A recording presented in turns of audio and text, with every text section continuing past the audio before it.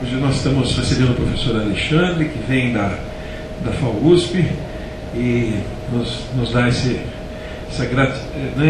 grata presença.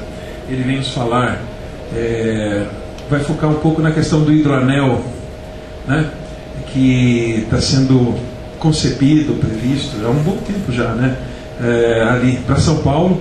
Ele vai explicar o projeto. Nós conhecemos esse projeto no Smart City Summits, né? Fomos participar, ele, o Alberto, estavam todos lá, convidamos e eles estão vindo para falar com a gente.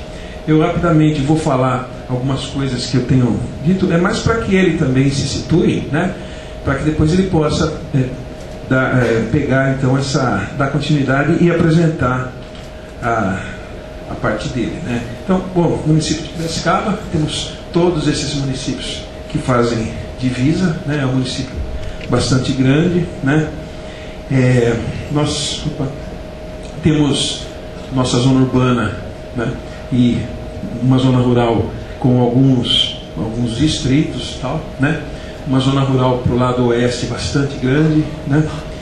E nós começamos a identificar algumas questões peculiares, entendendo que no próprio macrozoneamento do município não cabe apenas você definir o que é urbano e o que é rural. Você tem áreas que realmente têm algumas peculiaridades que precisam ser tratadas com cuidado e com muita atenção nesse nível macroestrutural mesmo. Então, uma zona de transição que é um grande problema, inclusive ela come um pedaço do atual perímetro urbano, que recentemente passou a ser urbano e da noite para o dia, por exemplo, fez com que produtores rurais perdessem direito à aposentadoria, porque virou urbano, né? Na tentativa de regularizar loteamentos que afinal estavam clandestinos, esse tipo de coisa, né? Mas toda essa região amarela é uma região grande que tem é uma zona de conflito. Se tem áreas que são íngremes e não cabem mais para a cultura da cana a partir do momento que ela se mecaniza, né? E então o produtor que anos e anos tem ali seu contrato de produção de cana se vê sem ter o que fazer. Então, ou a gente estabelece políticas de novos usos para a terra, para que a terra realmente seja produtiva e ele possa viver da atividade rural, ou ele faz o que tem acontecido, ele se une a alguém que vem e fala, não, tranquilo, a gente forma uma associação, pica, faz chácara e depois regulariza. Tem mais de 100 irregulares, né? E a gente fica com um problema. Esse é um capítulo imenso que a gente não sabe exatamente como proceder, né, para conseguir dar conta de todas essas regularizações. Bem ao lado, nós temos uma microbacia do Congonhal que num amplo estudo hídrico promovido pelo SEMAI, que é a nossa autarquia de água e esgotos, né, foi identificado como o principal potencial para a produção de água para o município. E além dessa, outras 3, Paredão Vermelho, Marins, Tamandupá, considerando que Marins já está nessa área de transição, onde nós temos quase na ponta da seta um lixão histórico, que já, então, a qualidade dessas águas do Marim talvez realmente já não possam, né, ser aproveitadas, né? Então, a gente praticamente perde, das 4, perde uma, né? E assim, das mais de 30 microbacias do município, realmente a gente não tem potencial para a produção de água. E hoje nós temos, é impressionante, né? O potencial hídrico do aglomerado urbano é igual ao do semiárido do Nordeste. Então, é realmente complicado. Nós não temos água e temos que realmente cuidar disso. Então, a gente está pensando numa zona de transição, onde a gente possa ter uma gestão cuidadosa nessa área, tanto para poder incrementar aquele uso como rural, como também solucionar questões relativas às expansões urbanas, né? É uma área de alto risco de degradação ambiental pelo forte vetor de espalhamento urbano clandestino, né? Temos aí a grande zona rural oeste, que tem cana, gado de corte, matas nativas, água e aquelas outras culturas, hortifruti em áreas ruins para cana mecanizada, né? Na zona rural noroeste, cana, gado leiteiro. No norte é cana mecanizada, a principal fonte de trabalho rural aqui mesmo é a cana, né? grande importância na indústria da cidade e tal. Então, mesmo nessa zona rural oeste, vai continuar tendo muita cana, né? Bom, depois nós temos algumas zonas de patrimônio, né, que merecem ser destacadas no próprio macro-zoneamento, porque patrimônio trentino-tirolês, né, são duas colônias, né, uma trentina e outra tirolesa, que estão hoje numa zona que é rural, mas que é considerado uma ilha urbana ali dentro do rural, mas que, no nosso entendimento, a ideia é transformar como uma zona de zeladoria de patrimônio. E ali tem uma gestão totalmente focada em você promover o desenvolvimento dessa região com o que é pitoresco deles. Então, eles têm comidas típicas, trajes típicos, festas típicas, turismo rural, produção de vinho, né, rotas turísticas pelas vinícolas, com degustação e tal, produzem licores, produzem compotas. Então, já estão tendo preparo tanto da Secretaria de Turismo para desenvolver turismo rural, como das Secretaria de Trabalho e Renda, né, para poderem desenvolver negócios. Eles já têm um núcleo trentino-tirolês na ACIP, que é a nossa Associação Comercial e Industrial.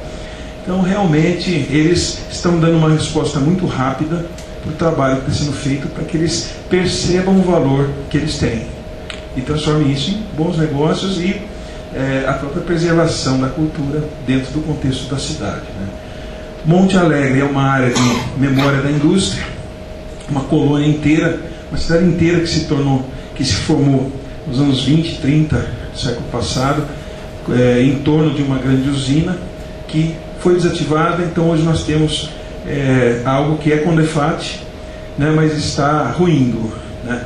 Tem ainda uma grande indústria de papel que funciona junto, com 80 caminhões que passam por dia ali com 50 toneladas, trepidando o patrimônio, e vai caindo telha, vai caindo telhado, vai trincando, porque ainda não tem um acesso adequado para que esses caminhões não passem pelo patrimônio. Então, é algo que precisa ser cuidado ou vamos perder, né? Também a Rua do Porto, que afinal é nossa principal área turística, mas que pouco a pouco, né, claro, foi toda reconstituída, o grande projeto Beira Rio e tal, mas pouco a pouco está sendo dilapidado. Então a gente precisa realmente ter mecanismos para poder cuidar melhor dessa área, né? Bom, tem uma previsão de um aeroporto regional, que talvez não seja aí, talvez vá para a divisa entre Rio Claro e Cordeirópolis, ou talvez não aconteça. A própria Rovena identificou que nós estamos tão próximos de Viracopos, que talvez não seja necessário, né?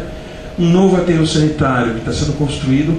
Interessante que Piracicaba, assim, né, no Smart Cities, né, o representante do Ministério das Cidades identificou, disse que hoje 12 PPPs no Brasil estão realmente a todo vapor, né? 2 estão em Piracicaba, a todo vapor. Uma é a do lixo, que está construindo uma usina que veio da Alemanha e que fará todo o processamento de toda a matéria, apenas com 15% indo para o aterro, né? Com queima de gás, com produção de gás, com reciclagem e tal. E que, então, essa é uma que funciona, e a outra do esgoto. Até o ano que vem está previsto 100% de coleta e tratamento de esgoto, para depois iniciar a etapa de identificação dos clandestinos. Mas é uma coisa que está funcionando, né?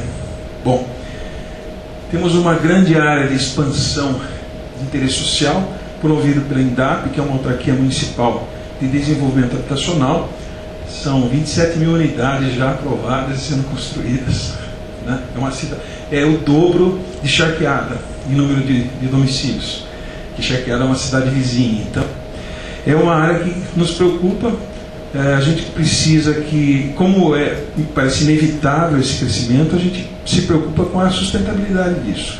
Como é que você vai ter, mesmo porque já está muito longe da cidade, como é que você vai ter uma gestão ali adequada, né, para que essa área não se torne problema, né? E ali na ponta da seta tem o distrito de Ártemis, né, que é então separado da cidade hoje, mas que é o ponto inicial da hidrovia do Tietê-Paraná, né? Daqui a pouco aparece isso. Também uma expansão por lado de cá, uma área cheia de problemas, que se nada for feito em termos de diretrizes para que a gente tenha uma cidade completa ali, bem organizada e tal, nós vamos ter esses problemas dominando toda a região, né? E subocupação, ruelas de terra que vão entrando no labirinto com várias propriedades, você só consegue botar de marcha ré e por aí vai, né? Sem saneamento, sem nada, né? Bom, também eu falei, né, ponto de partida do terminal intermodal de Ártemis está marcado para julho de 2014, início das obras da hidrovia, né? Vai criar um grande lago ali, de 6 metros do nível do rio, com a barragem de Santa Maria, né? E a previsão, projeto de ligação ferroviária de Ártemis com o Porto de Santos, recompondo malhas ferroviárias que passavam por aqui, como passavam por todo lugar, né? E de repente optou-se por outro tipo de modal, né? Bom, também nós temos recentemente um grande desenvolvimento, a Hyundai veio para cá, já havia o Distrito Uninorte, que é um distrito industrial com indústrias de vários tipos, tal. Também o Parque Automotivo, o Parque Tecnológico do Estado, que veio para cá, a Unileste, que é um outro distrito mais antigo, onde temos a Caterpillar, né? E a Memória Industrial de Monte Alegre, e também Exalc USP, a Odontologia da Unicamp, FUMEP, que é a Fundação Municipal de Ensino, com cursos de Engenharia, Gestão, Ambiental e tal, e a Unimep, né? Então, uma área que, nessa pontinha que sobrou, a gente identifica, claro, um vetor de expansão e desenvolvimento econômico e de ciência e tecnologia, até mesmo porque a gente não tem uma área que seja um parque do AMB, por exemplo. Então, de repente, por ali, pode ser interessante ter algo desse tipo para que todos ali usufruam e o próprio aglomerado urbano, né? Hoje também a gente não consegue mais pensar no município de Piracicaba sem pensar nessa relação com os vários planos dos outros 21 municípios, né? Bom, a projeção de um anel viário, existe uma projeção do anel viário mais próximo da cidade, né? Mas esse a gente desenhou pelo IPLAB, aproveitando pedaços de estradas vicinais, até para poder ter um fluxo, né, ali para esse satélite de transição urbano-rural da Volta Grande. Então, é algo que a gente está propondo como uma gestão particular, mais atenta, né? Também o satélite de desenvolvimento sustentável de Itaperu Ártemis, aquela parte de interesse social, para cá esse desenvolvimento de Conceição Tupi, que é mais um cuidado, né? E colocamos algumas demandas identificadas, né, na parte rural, criar políticas que, claro, já temos a nível nacional, estadual, mas trazer... Já está sendo feito no município, mas organizar melhor essa questão de agricultura familiar vinculada à merenda, produção de fitoterápicos listados pela Anvisa, questão dos produtores de água e créditos de carbono. Já ouvi falar bem dos créditos e já ouvi críticas que já não está funcionando, então a gente precisa, na verdade, estudar tudo isso, né? Produção hortifruti para os sistemas de varejões, né? E na parte urbana, principalmente a questão de regularização das expansões irregulares e clandestinas, e também critérios de licenciamento e outorga onerosa por mudança de uso para novas expansões urbanas na zona de transição. A gente está sentindo, sim, a necessidade de medir tudo para poder fazer gestão, como diria o Bloomberg em Nova York. A gente tem que conhecer, medir e fazer cálculo, né? E estamos obcecadamente atrás de uma mega planilha que nos permita fazer isso, né? Estamos criando isso, né? Bom, as ondas de zeladoria, né? Nós temos aí o apoio do Toninho Salazar, que percebeu, depois de vários trabalhos feitos como restaurador, que não adianta você restaurar e não cuidar das pessoas, não fazer com que as pessoas elas compreendam aquilo que elas têm, deem valor e cuidem. Então ele passou a trabalhar com as pessoas, inclusive promovendo a capacitação como cursos profissionalizantes de jovens como restauradores, né, nas várias especialidades. Então, para os 3 locais, a gente pensa muito mais nessa questão da zeladoria, para que a própria população participe e possa dar valor e cuidar dos patrimônios, né? Capital física do aglomerado, na verdade, isso pode ser isso ou pode ser algo parecido com isso, né? Pode ser até essa questão mesmo de um parque do AMB, uma área de exposição para todos, poderem utilizar toda semana e tal, né? Então, seria uma previsão para esse lado, com a total requalificação de Monte Alegre. Bom, a gente está falando de plano diretor, falando de mobilidade, questão da mobilidade, claro, a gente está pensando na inversão de prioridades, se bem que já parece ter ficado claro agora, inclusive pela nossa Secretaria de Trânsito e Transportes, que tudo que a gente está fazendo de trânsito e transporte, a gente tem que continuar fazendo, porque as pessoas estão ganhando melhor, estão podendo comprar seu carro, até um segundo carro, estão produzindo um monte de carro, tudo bem. Nós temos que ter sistemas alternativos, temos que investir nisso para dar opção para as pessoas. Dar mais espaço para coletivo. O município tem 55 milhões aprovados no PAC Mobilidade para os corredores específicos para ônibus e para a readequação, requalificação dos terminais principais, inclusive com bicicletários. Estamos trazendo a TC Urbis para ajudar nisso, né? E também os modais não motorizados, né? E dentro dessa linha, a gente pensa na questão das microcentralidades, né? As pessoas precisam morar perto do trabalho, questão de prédios de uso misto, né? Colaboram para isso.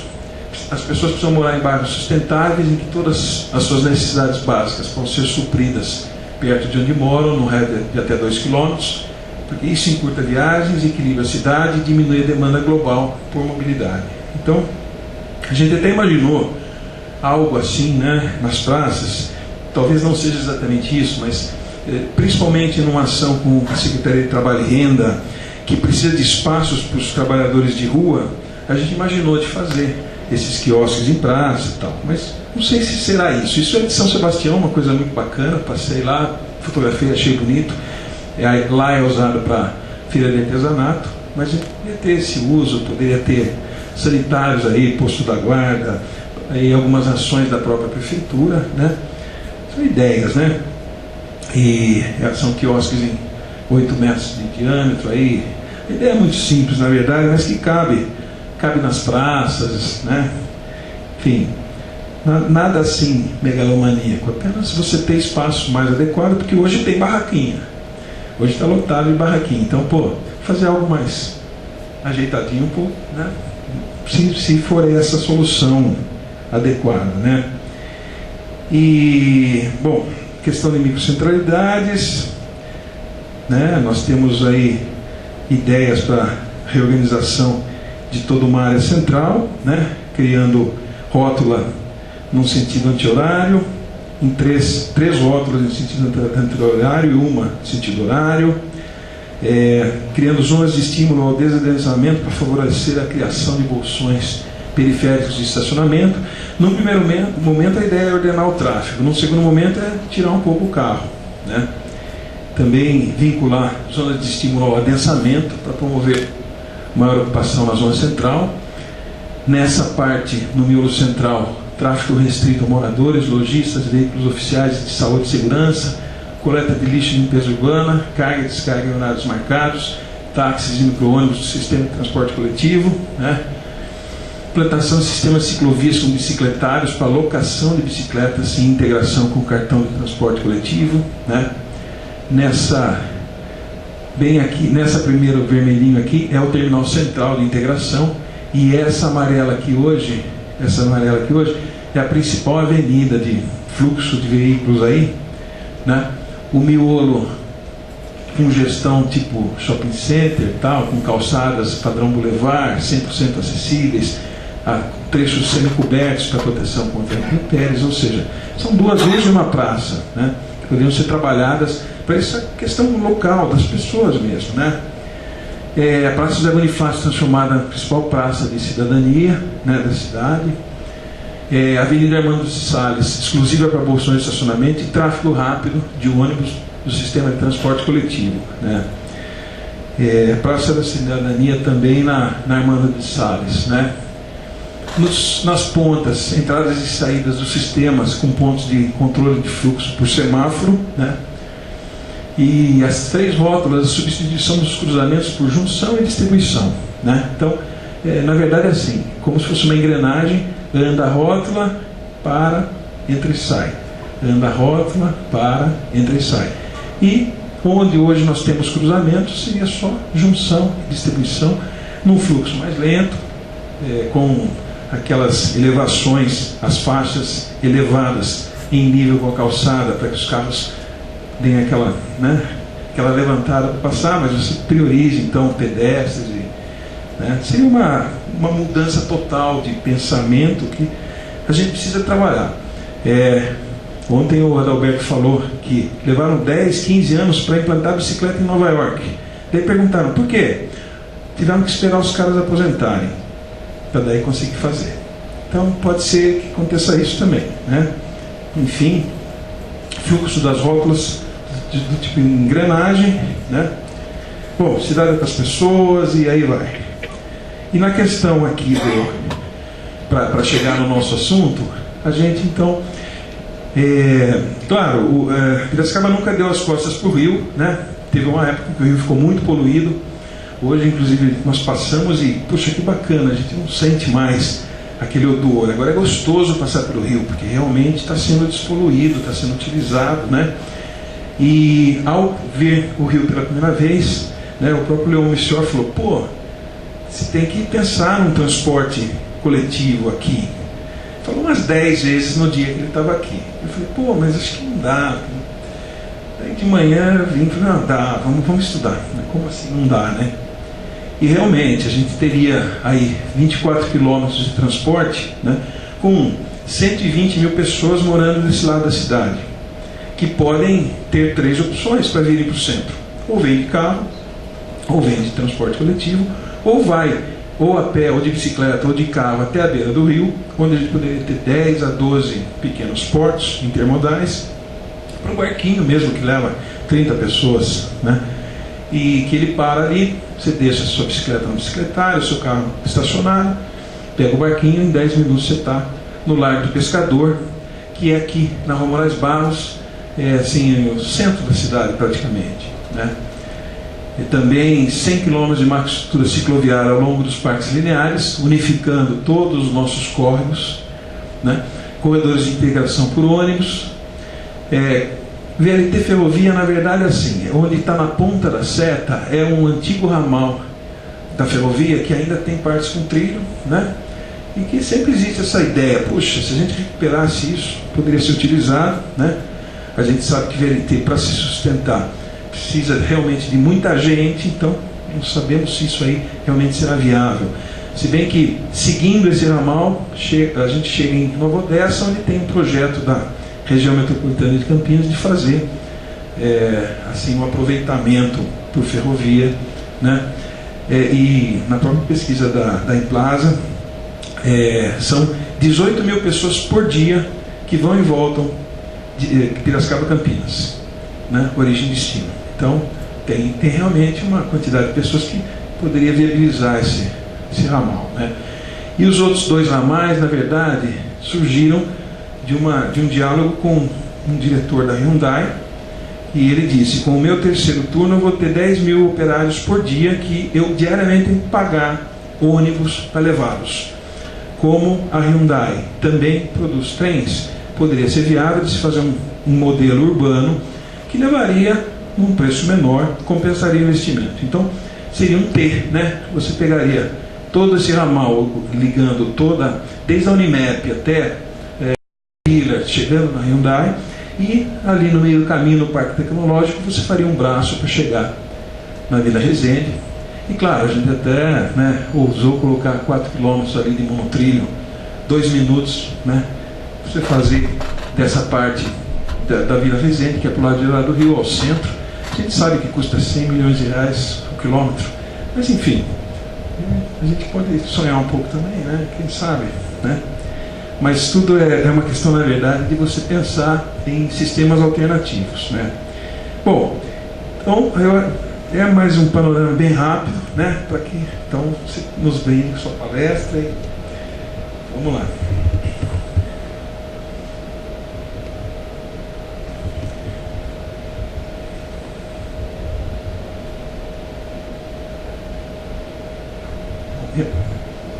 Deixa lá como é que é.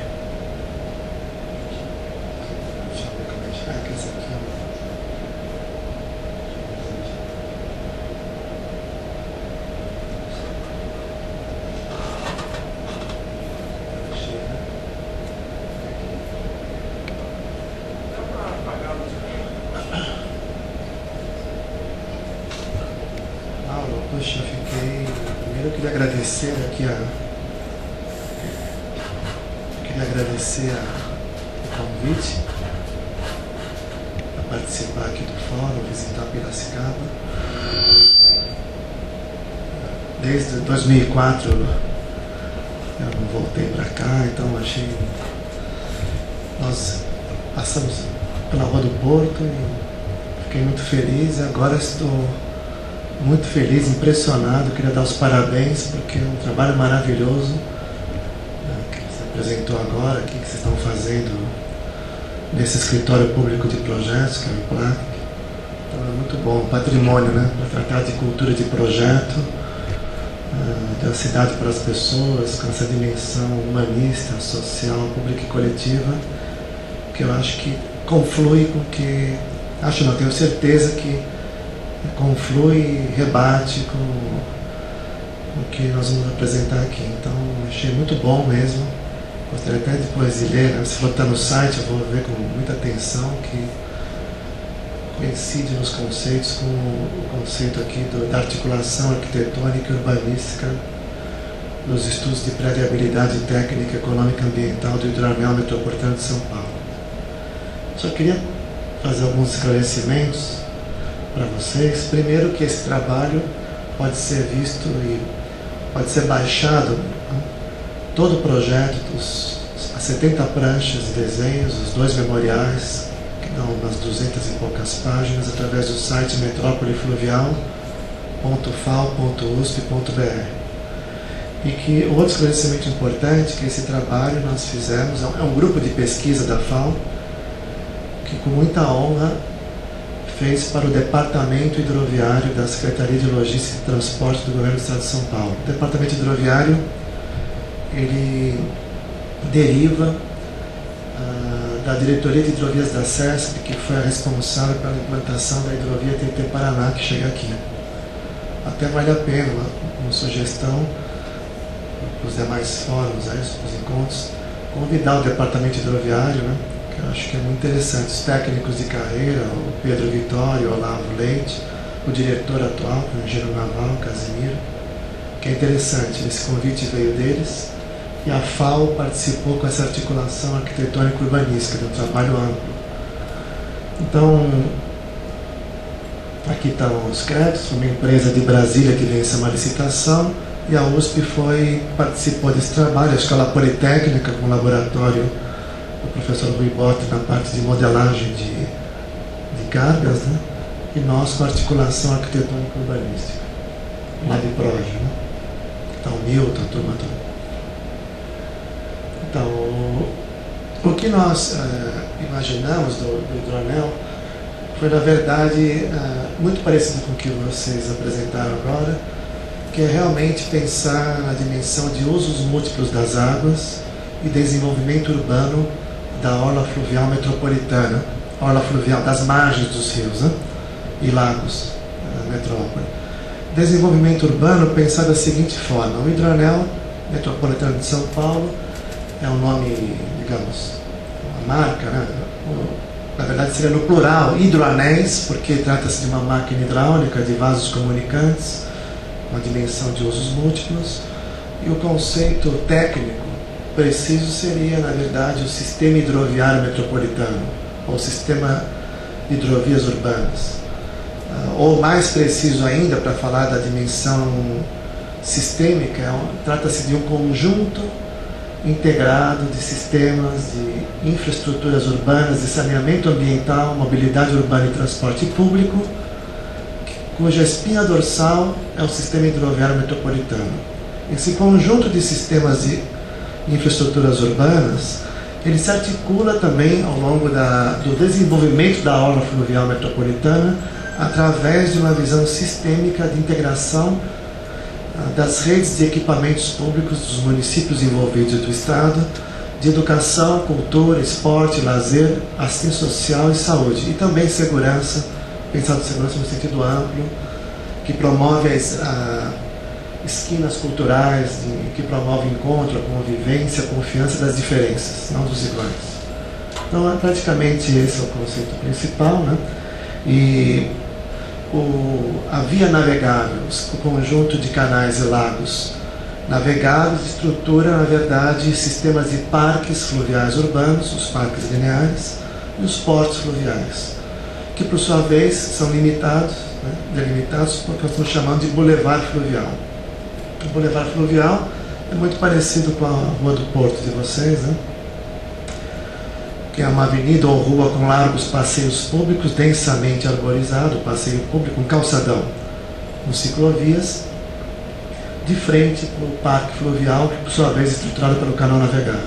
Esse bulevar fluvial, na verdade, organiza essa cidade fluvial mista, como vocês acabaram de apresentar, que é em holandês é Woninwerk, né, um alemão, que é morar e trabalhar perto, cidade dos 20 minutos, com apartamentos produzidos pelo poder público, de habitação social, mas também habitação mista, cujo térreo comércio, serviço, padaria. Então, como nós somos chamados para fazer articulação arquitetônica urbanística, nós fizemos, na verdade, antes de qualquer desenho, o que a gente pode chamar de arquitetura do programa, né? Que estruturar os conceitos, a base filosófica do projeto, e para isso nós elaboramos uma primeira parte dentro dessa exposição, que nós temos que expor os motivos que justificariam os investimentos públicos em projetos e obras de transposição, que são as eclusas, elevadores das embarcações, para integrar aquilo que hoje não está integrado na forma sistêmica, que são os canais e lagos. Para isso, nós elaboramos os pressupostos conceituais pensados das 3 políticas nacionais, a de recursos hídricos, a de resíduos sólidos e a de mobilidade urbana. Depois vocês podem ler com calma, mas claro que todos os artigos dessas políticas, aliás, a de recursos hídricos, começou aqui em Piracicaba, né? O Plano Estadual de Recursos Hídricos, que foi uma vitória do pessoal de Piracicaba aqui, né? Ele, na verdade, foi referência para o Plano Nacional. E tem um artigo importante, que é a Unidade Hidrográfica de Gestão, né? Que nós usamos como referência, o conceito do poluidor pagador e o conceito também de usos multipletas e principalmente os triciclos não motorizados de carga, né? Os cargueiros, e também na Política Nacional de Mobilidade o destaque para a navegação, para as aquavias ou hidrovias, tanto as interiores quanto a de cabotagem, né? Então essas 3 políticas, nós articulamos essas 3 políticas para dar essa base, digamos assim, o que a política nacional abre como diálogo, né? Debate para estados e municípios.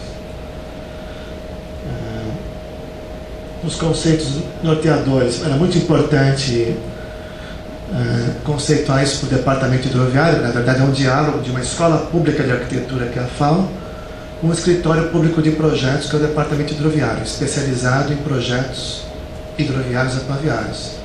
Então esse diálogo, o departamento hidroviário, que são todos técnicos de carreira, que trabalharam a vida inteira na diretoria de hidrovias, era importante para nós da FAO, do grupo de pesquisa que trata de projetos de arquitetura de infraestruturas urbanas fluviais, apresentar os conceitos de navegação fluvial urbana. Era muito importante, que é diferente você pensar, a visão de, como você colocou, né? Você tem que mudar o ponto de vista, porque quem está acostumado a projetar hidrovias regionais, ele tem lá alguns parâmetros. Olha, hidrovia, porto de origem, porto de destino, viável, 300 km, assim por diante, né?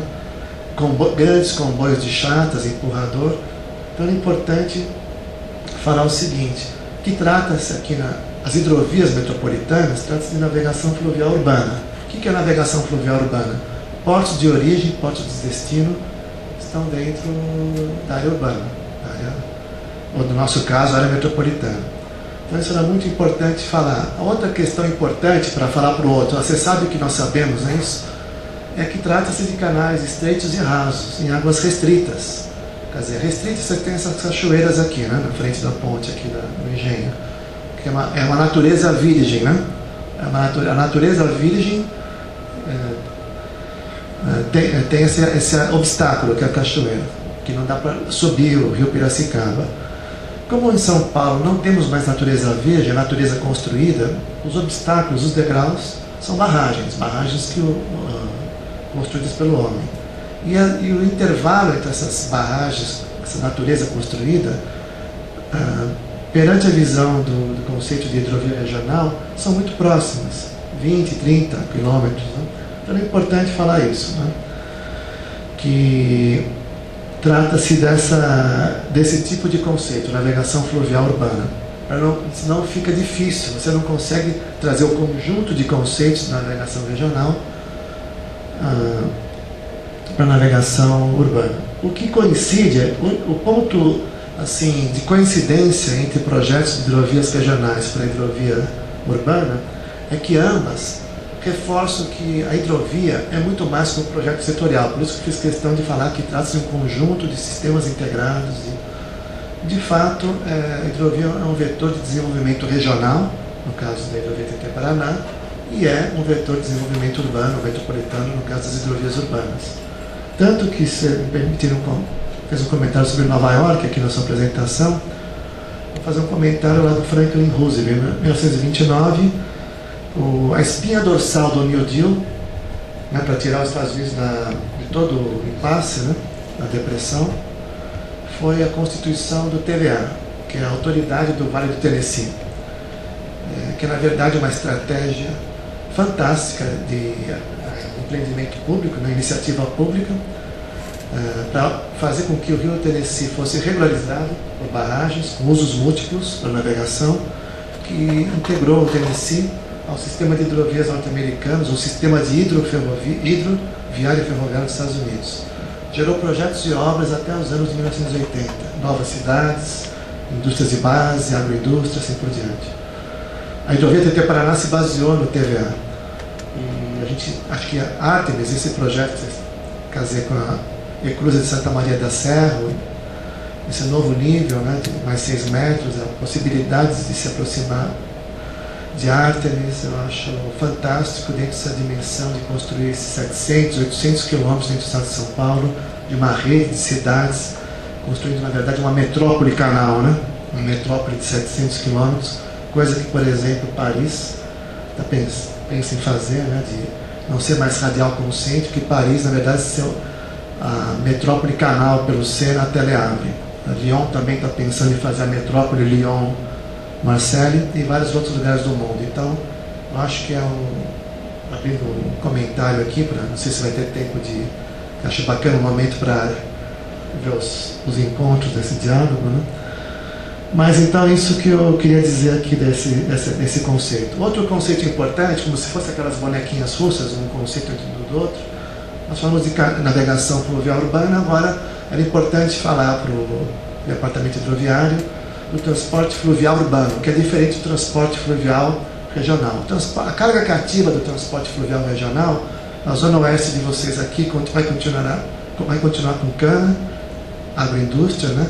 Ao longo de um canal navegável, toda a margem sul de vocês é potencial porto, né? Para tombar a carga rodo-hidro, né? Então a carga cativa de hidrovia regional é baixo valor agregado, grãos e minérios, né? E não no caso da hidrovia urbana, não seria grãos e minérios. Claro, você pensa em baixo valor agregado, materiais de construção, areias, cimento, tijolos, mas era importante falar transporte fluvial urbano, e era importante, quer dizer, o conceito-chave que a FAO apresentou para o departamento hidroviário foi o conceito de cargas públicas. E o que são cargas públicas? São as cargas que devem ou deveriam ser administradas pelo poder público. Caso contrário, essas cargas, se não forem administradas de maneira sistêmica, intersecretarial, intersetorial, né, envolvendo os municípios, porque, usando o conceito da Política Nacional de Recursos Hídricos, o coordenador da bacia hidrográfica do Alto Tietê é o governo do estado de São Paulo, porque a bacia hidrográfica do Alto Tietê é um rio estadual, é uma bacia estadual e não municipal. Então, o coordenador seria o governo do estado, numa ação intersecretarial dentro do governo do estado e também envolvendo os 39 municípios da metrópole de São Paulo numa ação integrada, para poder administrar, porque o rio não sabe onde termina Guarulhos e começa São Paulo, né? As águas, esgoto, tudo isso. Então, essa autoridade, esse tipo de de invenção de uma autoridade que envolva municípios e estados, que é a grande dificuldade de um projeto desse sistêmico, né? A dificuldade não está nos recursos financeiros ou na articulação de projetos e obras para elaborar. A dificuldade está na visão de mundo, na mentalidade de uma gestão integrada. Então, as cargas públicas, se elas não forem administradas de maneira sistêmica, essas cargas são exatamente as cargas que degradam os rios urbanos, não só da metrópole de São Paulo, mas de todas as cidades, 5.600 e poucos municípios do Brasil, né? Que degradam e também entopem, como uma gordura numa artéria, entope e faz com que o canal transborde, né, em direção às suas margens. Então, quais são essas cargas, né? Nós identificamos algumas cargas aqui na frente, que estão aqui, né? A carga pública, né? Sedimentos de dragagem, de canais e lagos. Por que sedimentos de dragagem? Porque trata-se de natureza construída e não natureza virgem. Natureza virgem, Rio Amazonas, natureza virgem. Euclides da Cunha, né, eu sempre comento isso, é um escritor, engenheiro militar, jornalista do Estadão. Depois escreveu Sertões, estava pensando em escrever um livro sobre o Brasil aquático, fluvial. Saiu de Belém de Pará, subiu o rio Purus, e nas cabeceiras do Purus começou a fazer anotações sobre aquelas cidades flutuantes, aquelas florestas inundadas, que os troncos pareciam catedrais, e falava assim: bom, um rio construtor, parece que provavelmente as ilhas da Ilha do Marajó, algumas ilhas do Caribe, são os Andes que foram arrastados durante milhões de anos pelo rio Amazonas, né? Nessa dimensão da natureza, onde você sedimenta, escava montante, sedimenta a jusante. Na natureza construída, nós não temos essa condição de arrastar areias, argilas, gravetos, troncos e raízes. O que tem aqui, na verdade, é o retrato cru da nossa fragilidade institucional da República Democrática Participativa, nesses 120 anos de nos organizarmos coletivamente. E os rios são, infelizmente, canais de esgoto, com carcaça de automóvel, pneu, animais mortos, assim por diante. Então essa dragagem precisa ser feita não à véspera do ciclo de chuvas, e sim quase chovendo no molhado, falando para o departamento hidroviário, que falaria para as outras secretarias: olha, a proposta, vou voltar um slide. É aqui, ó. Nós identificamos 4 tipos de portos. Aqui, ó. O dragaporto é um tipo de porto flutuante fixo e flutuante móvel.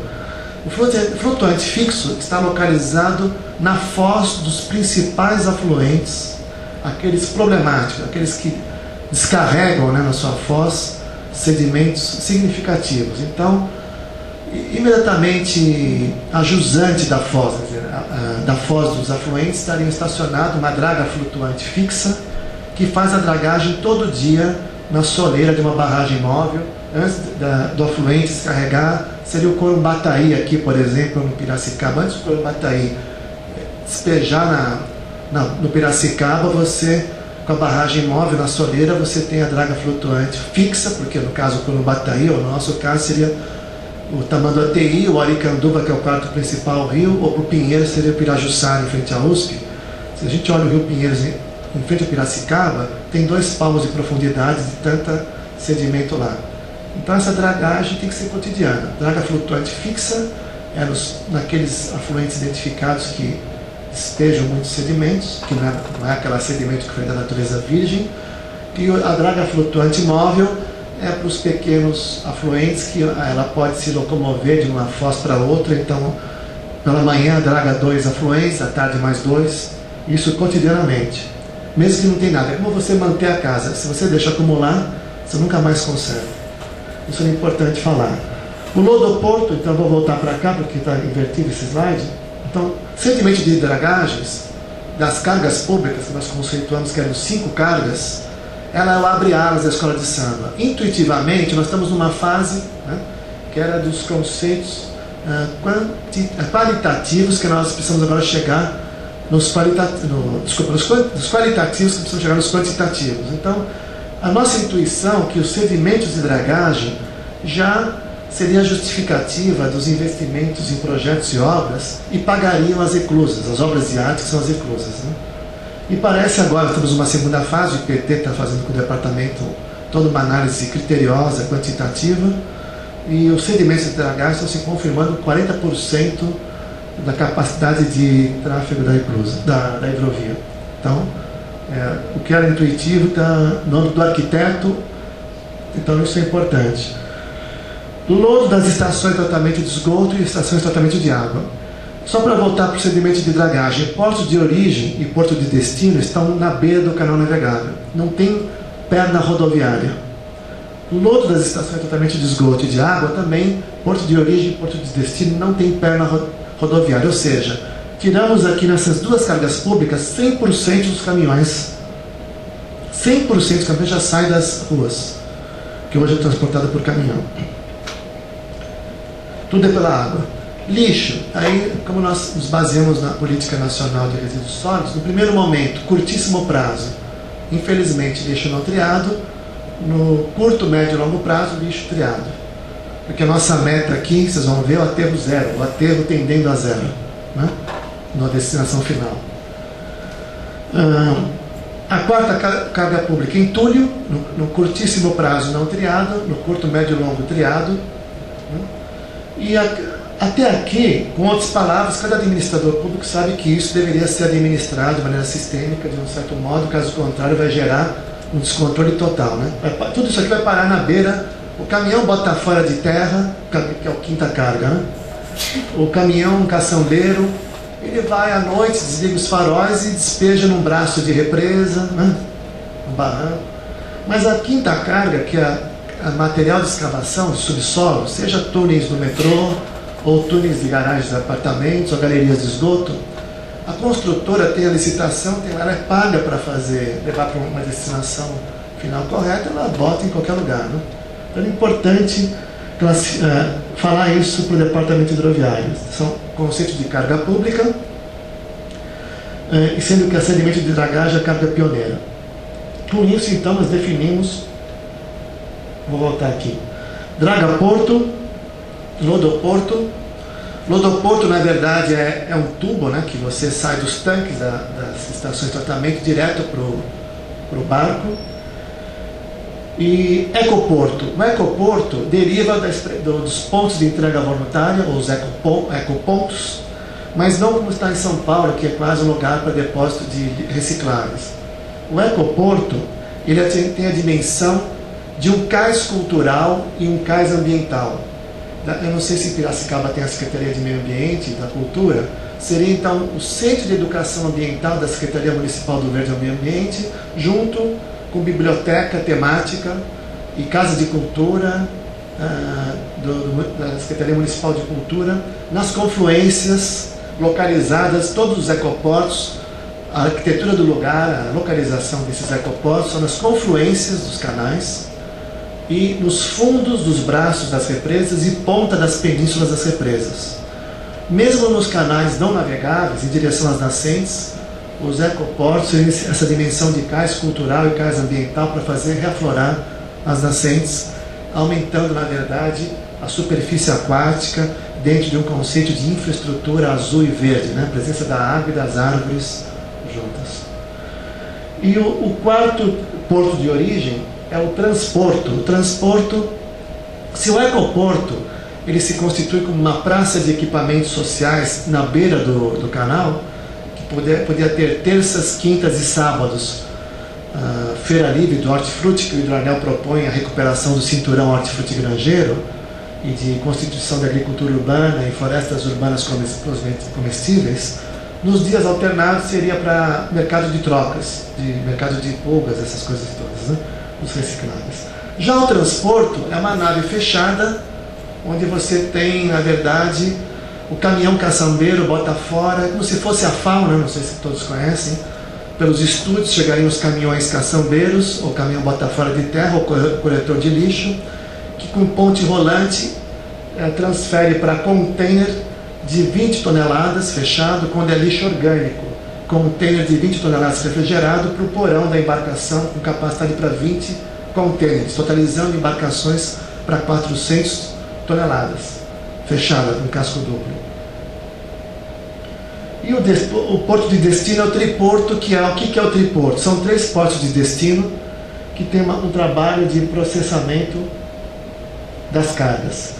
Então, voltando um pouco aqui para a carga, para o tipo de transporte que vai ter o hidroanel, a carga pública é o que viabiliza técnica, econômica e ambientalmente o hidroanel, para justificar para o governador, né, para o administrador público, os investimentos em projetos e obras, porque ele junta, que você acabou de dizer, parabéns inclusive por isso, vocês atacaram, né, lixo e água, né, o saneamento básico.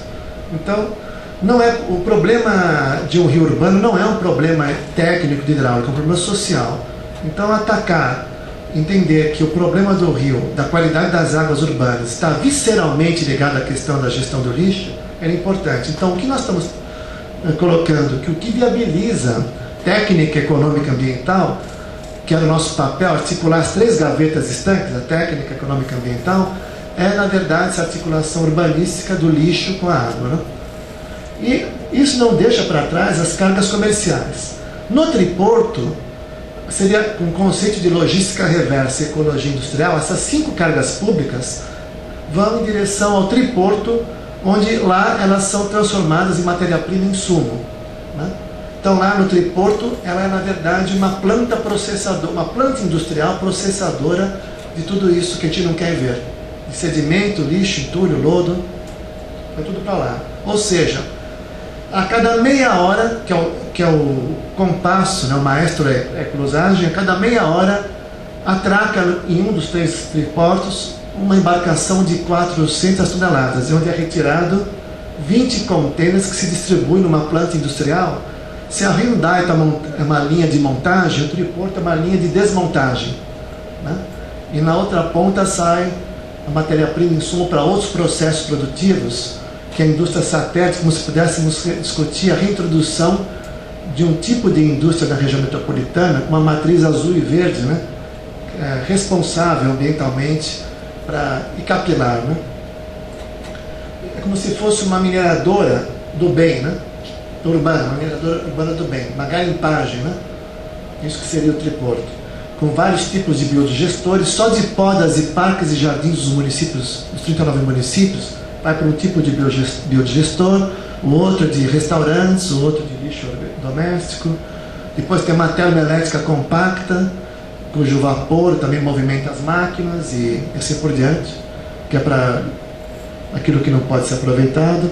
Então, a carga comercial pioneira são as cargas reversíveis que saem dos triportos.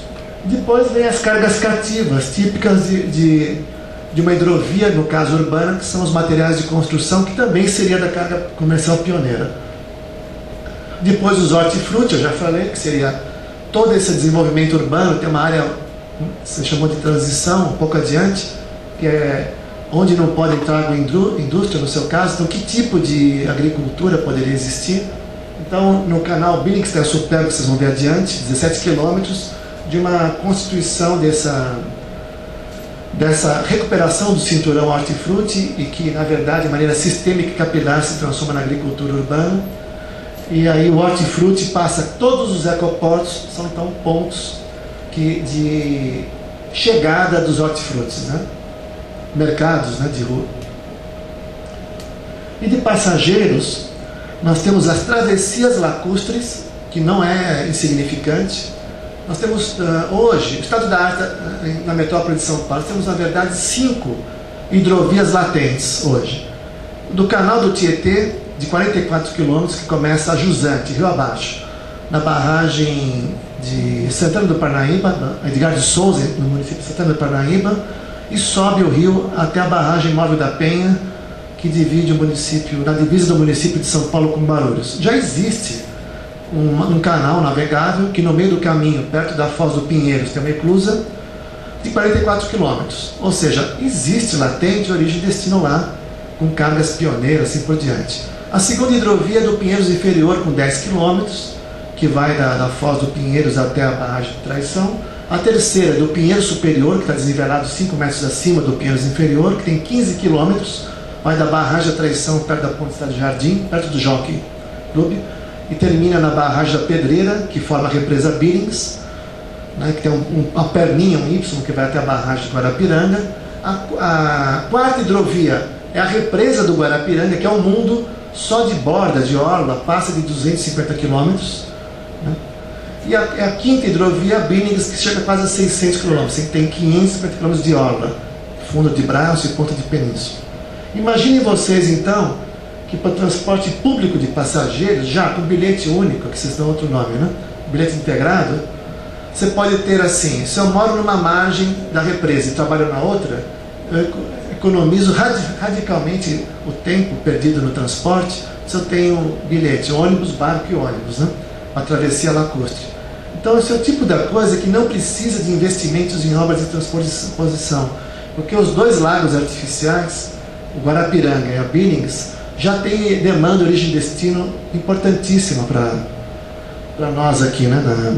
No sentido do transporte público de passageiros. E não chega a ser nem alternativo, sabe, paralelo a um transporte sobre trilhos. Ele realmente é vital, né? Depois, uma coisa que não é insignificante é o turismo fluvial urbano, né? A navegação turística, sobretudo, claro que pode ser uma pessoa de outro município, de outro estado, de outro país, mas o turismo fluvial aqui que a FAO está falando para o Departamento Hidroviário é aquele, você falou do pessoal que se aposentou, é aqueles que vão nascer dentro de políticas públicas articuladas, de cultura e educação, ou seja, os ecoportos têm essa dimensão de cais cultural ou de esquinas culturais, de promover o encontro, a convivência, a confiança das diferenças. Do ponto de vista das políticas públicas educacionais e culturais, o turismo fluvial seria para as redes municipais de educação e de cultura fomentar desde a pré-escola o conceito fluvial, o conceito de conviver com o rio, assim por diante, o conceito dos 4 R's, de repensar, reutilizar.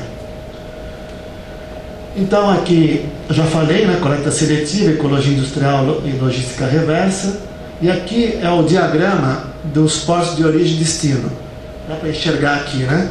Os ecoportos, não sei se dá para ver, você tem os grandes geradores, estamos em cima da política nacional, né? Não sei se todo mundo, não sei se dá para entender que eu estou falando de grandes geradores de resíduos, eles são responsáveis pelo transporte, né? Então nós temos assim, para o lixo triado e o lixo não triado, temos aqui os diagramas feitos por arquiteto, agora o IPT, agora na segunda fase com a Emplasa, nós vamos aprofundar lá com eles. Já falei aqui, e aqui nós temos dentro, a partir de agora, é dentro dessa planta processadora, ou seja, o triporto não é um terminal, não é um lugar que você chega lá, descarrega e vai para algum lugar. Junto ao canal, você tem, não sei se o modelo aqui de Piracicaba é o de Dresden, mas aquela de aproveitar, ou de Berlim, mas é realmente você aproveitar tudo, ou quase tudo, né? Vocês disseram 15% não dá, e está intuindo aqui em torno de 5%, a meta 2042, essa gestão em mais 7 administrações, realmente quase zerar, né? Se for possível, né? É difícil, é uma meta. O que está por trás desse esquema dessa planta industrial é a pesquisa e desenvolvimento de novas máquinas e equipamentos que fica barateado. Meu telefone é baixa tecnologia, mas esses telefones modernos têm processadores muito mais potentes do que colocou o homem na Lua, né? Então, eu acho que é possível, numa visão otimista, que a gente consiga desenvolver, né, a ciência e tecnologia brasileira, dialogando com a ciência e tecnologia mundial, desenvolver máquinas e equipamentos baratos para capturar terras raras, realmente tirar os metais pesados com um preço acessível. Então, a ideia é separar os metais, né, todos com um preço razoável, né, e ambientalmente adequado. Então, esse aqui é o esquema que eu não vou... Já falei um pouco no sentido geral, mas vocês podem intuir biogás e biolodos, vários tipos de biolodos, né, porque lodo de estação de tratamento de esgoto está cheio de metal pesado, de água também, o alumínio, e, enfim. E o biogás, acho que é importante falar, a FAO está propondo embarcações com uma propulsão híbrida. É automotor, então diferente da hidrovia TT Paraná, que sugere empurrador de chatas, comboio de chatas, aqui não daria certo, porque hidrovia regional você tem estirões de navegação de 100, 200, 300, 500 quilômetros. Aqui são trechos curtos, e a proposta da FAO é um ritmo intenso, ou seja, a cada meia hora 400 toneladas, a cada hora 800 toneladas, em 20 horas de serviço. São 16 mil toneladas que chegam em cada um dos 3 triportos, totalizando 48 mil toneladas nos 3. Então isso não dá para você desengatar o cavalo mecânico no empurrador. Então seria automotor, autopropelido, né, com um motor híbrido. A proposta é gás, de preferência gás do biodigestor, que tem uma dificuldade técnica do engarrafamento do biogás, que demanda pesquisa e desenvolvimento, e com motores elétricos. E no médio e longo prazo, motores totalmente elétricos para deslocar a 6 km por hora, 400 toneladas. Ou seja, o porão da embarcação é fechado, estanque, os contêineres são fechados e casco duplo, e o teto da embarcação, que teria 55 metros de comprimento e 8 metros de boca, o teto todo com um painel de transformação direta para energia direta elétrica. Isso também é desenvolvimento e pesquisa. Não daria no curto prazo para fazer isso, seriam motores híbridos, né? Mesmo o biogás seria difícil, seria o gás natural. Então, os adubos, tudo que acho que vocês podem imaginar o que daria para ter aqui, a termoelétrica que eu falei, que o vapor também não seria na atmosfera, seria utilizado para as máquinas e equipamentos do triporto. E a destinação final, então aqui, todos esses insumos e matéria-prima, dentro da dimensão que a Implaza está interessada, da desenvolvimento da macrometrópole, os triportos, o tri vem de trimodal, hidroferro e rodo. Os 3 endereços que vocês vão ver nos desenhos, eles são de endereços conhecidos desde os anos 60. São lugares latentes de entroncamento hidroferro e rodo.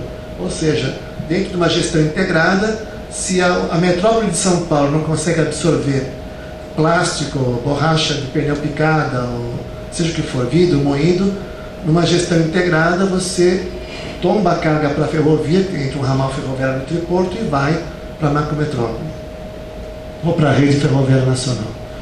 Então a prioridade aqui, difícil com a Lei Federal de Licitações, mas a prioridade seria, como é o poder público fazendo isso, pode ser até realmente um chamamento, como vocês disseram aqui, né? Um chamamento público-privado, mas aqui a ideia é que a prioridade fosse para as obras públicas, depois, na sequência, excedente para as obras comerciais, empreendedores privados, né? E aqui estão os 3 triportos. Você tem então aqui, esse é o rio Tietê, Edgar de Souza aqui, Estaca Zero. Aqui, 44 quilômetros depois, é a barragem da Penha. Nós temos na foz do rio Pinheiros uma eclusa, que é então a primeira hidrovia que existe até hoje. Hoje existe essa hidrovia de 44 quilômetros. A proposta então é localizar a oeste, no município de Carapicuíba, o triporto de Carapicuíba, que é chamado, né? Que define o subsistema Carapicuíba de portos de origem e destino. Depois temos que é por onde chegam as rodovias do interior do estado, Castelo Branco, etc., né?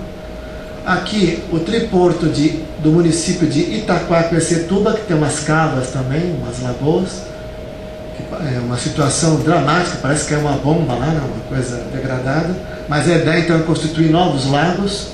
E aqui é por onde chegam o Rio de Janeiro, rodovias do Rio de Belo Horizonte, e o triporto da rodovia Anchieta, em São Bernardo do Campo, que liga com o Porto Marítimo. Então nós temos o subsistema Carapicuíba, ou arco oeste do hidroanel, subsistema Itaquaquecetuba, que é o arco leste do hidroanel, e subsistema Dique da Anchieta, que é o arco sul do hidroanel, basicamente constituído pelos 600 quilômetros da Billings, né? E até o divisor de águas, que aqui que é o canal artificial, que eu vou mostrar para vocês. Na verdade, o hidroanel aqui é um diagrama, peço até desculpa para vocês e atenção, porque o desenho ele pode pregar ciladas, né? Não é um hidroanel, não existe, né? A não ser pelo turismo fluvial, numa ideia de desafio ao Tour de France da bicicleta, né? de uma circunnavegação, como um carrossel, né? Na verdade, a partir da barragem da Penha, os portos de origem, todos vão em direção a esse porto de destino. Esse porto de origem aqui, a Jusante da Penha, vai para esse porto, aqui, tá vendo? Desse ponto vai para esse, e daqui vai para esse. Ou seja, pensando sistemicamente, polo de rede, capilar de rede, os ecoportos são capilares de rede, os triportos são polos de redes. E de redundância de sistema, eu disse que cada um do triporto, em 20 horas de trabalho, guardando 4 horas, igual ao metrô para manutenção das eclusas e limpeza dos canais, nós temos então a possibilidade de 2 sistemas cobrir um outro em caso de problemas, ou seja, é uma questão de redundância. Não existe então a circunnavegação para essas cargas que eu estou dizendo, mas para o turismo, encarando um turismo houseboat, sabe, um barco para a pessoa passar um final de semana, uma coisa desse tipo daria. Então aqui, ó, que eu já falei, né, do que divide são os divisores, né? Esse aqui vale a pena falar, porque aqui exatamente o Cucuruto é o ponto mais alto, a estaca zero que está aqui é o ponto mais baixo, do nível d'água mais baixo. E aqui é o nível d'água mais alto, é como se fosse um mini canal do Panamá. Você sobe o divisor de águas e desce. Tem um canal de cumieira, um canal de partilha, com 2 escadas de eclusa nesse ponto. O que vocês vão ver mais adiante é que esse canal Billings-Supeba de 17 km é um canal artificial que preserva os rios existentes nesse vale, ou seja, é um canal lateral. Ele não é construído dentro do fundo do vale dos rios que estão aqui ao lado. Então nós estamos mais duplicando a superfície de água na margem oposta a uma ferrovia existente. Aqui estão os transportes estão localizados, a estratégia de localização que a FAO passou para o departamento hidroviário dos transportes estão distantes em média 10 km um do outro, junto à foz de um rio, que infelizmente a foz do rio, esses afluentes viraram avenidas de fundo de vale. Não sei quem conhece São Paulo, a Avenida Salim Faramaluf, no Tatuapé, tampa o córrego do Tatuapé. A Avenida Anhanha Melo, na Moca, tampa o córrego da Moca, dá nome ao bairro da Moca, e assim por diante. Infelizmente, essas avenidas de fundo de vale, elas tamparam os rios, mas elas facilitam o acesso dos caminhões coletores de lixo. E, em média, os caminhões coletores de lixo vão rodar pelas ruas 5 km, no máximo 8 km, até encontrar um transporto. O transporto é de transbordo, né? Só que o transbordo hoje, lixo, é de caminhão coletor de 8 toneladas para carreta, para levar para o aterro. Então nós pegamos o conceito de transbordo, rodo-rodo, né, coletor para carreta, para transporto, que é rodo-hidro, né, dentro de uma nave fechada, com pressão negativa, assim por diante, dentro de uma praça d'água, né? Vocês vão ver adiante. Então esses 15 transportes, em média 10 km, o anel tem 170 km, e eles estão localizados junto a essas avenidas de fundo de vale, junto à foz dos afluentes e junto a pontes, ou seja, travessia para o outro lado do canal, fácil. Depois nós temos aqui os ecoportos. Os ecoportos estão localizados, como eu já disse, em todas as confluências. Um transporto do lado de fora também tem um ecoporto. O transporto contém um ecoporto, mas do lado de fora. E eles, nessa fase, desenho de 2 anos atrás, estava aqui com 60, e hoje já estou chegando em 200, porque nós incluímos a Guarapiranga, que não estava incluído nesse escopo de 2 anos atrás. Aqui, vocês vão me permitir, eu vou passar rápido, mas isso, como eu falei, vai ficar com vocês esse PowerPoint, mas eu sugiro que vocês entrem no site, lá tem um mapa interativo, um memorial. Aqui é toda a explicação que nós fizemos. Foi um desenho que o grupo de pesquisa fez aqui das redes, dos rodoanel, ferroanel, que nós estamos propondo. O ferroanel está em debate ainda. Nós estamos propondo a utilização de uma alça ferroviária chamada Suzano, Rio Grande da Serra, para virar transporte público de passageiros ao lado do canal navegável. Com isso, o ferroanel passaria pelo Vale do Guaió que está a 6 km de distância. Aqui está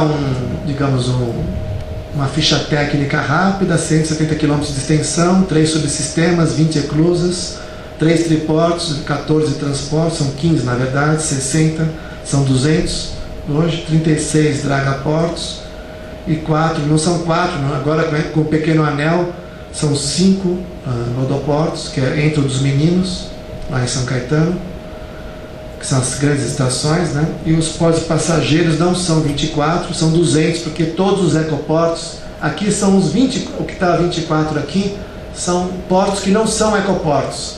Por exemplo, em frente ao Sambódromo, em frente à USP, assim por diante, grandes equipamentos públicos de cultura, como tem em Paris ou Amsterdã, né?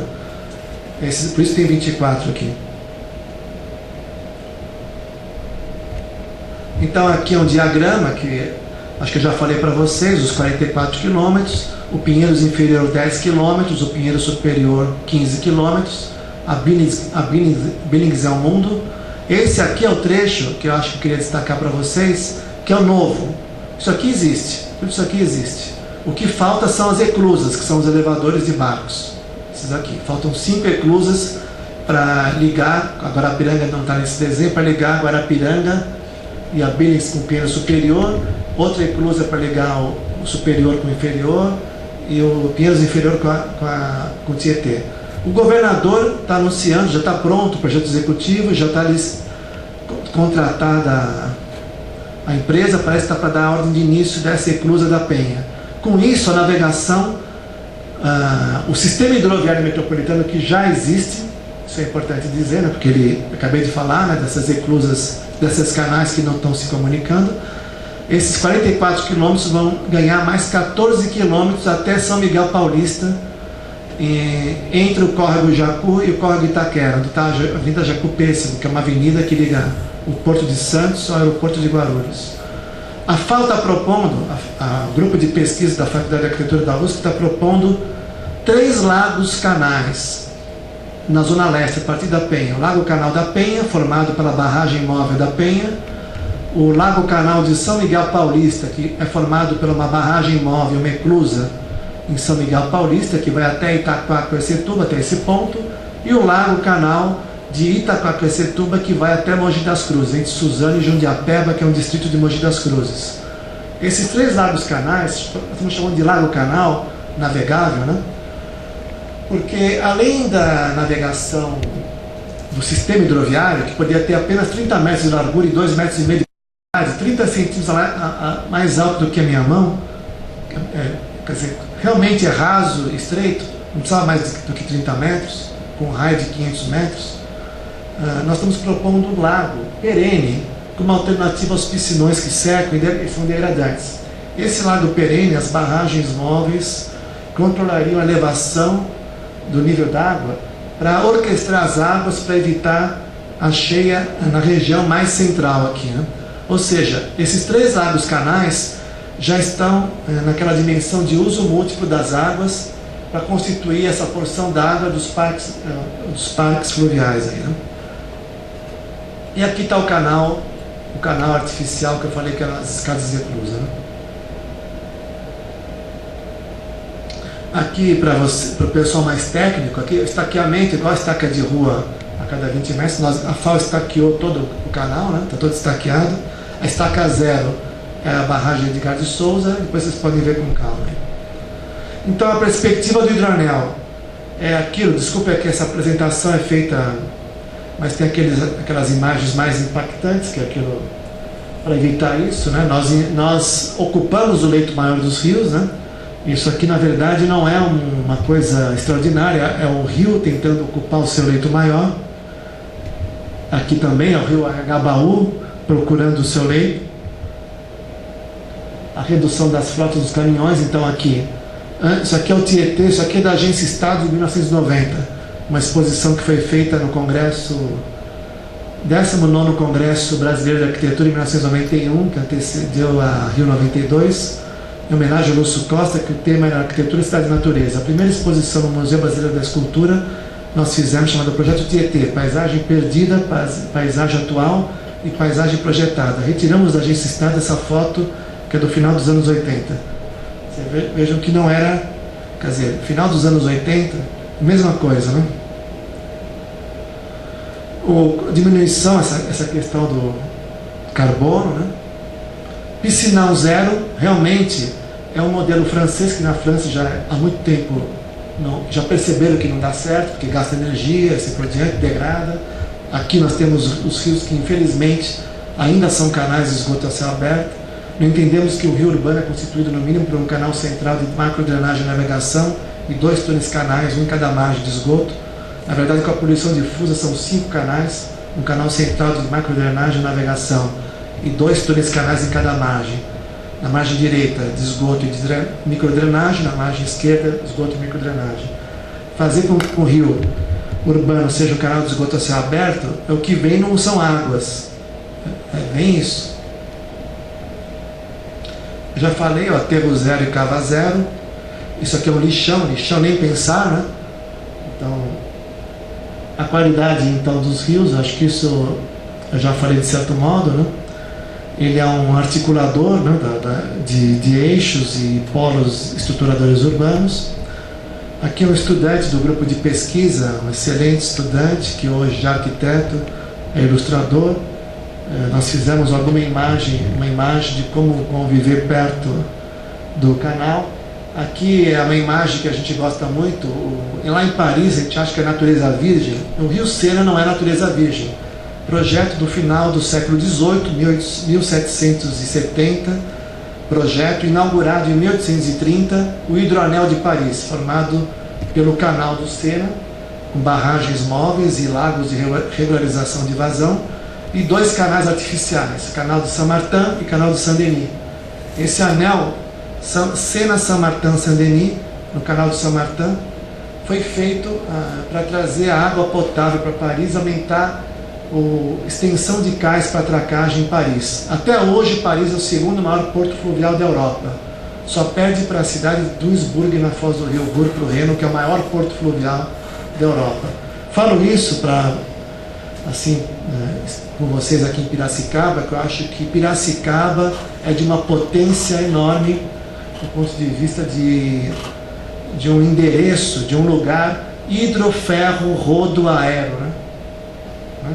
E vocês até falaram que a Rovena disse que o aeroporto de Viracopos está lá, né?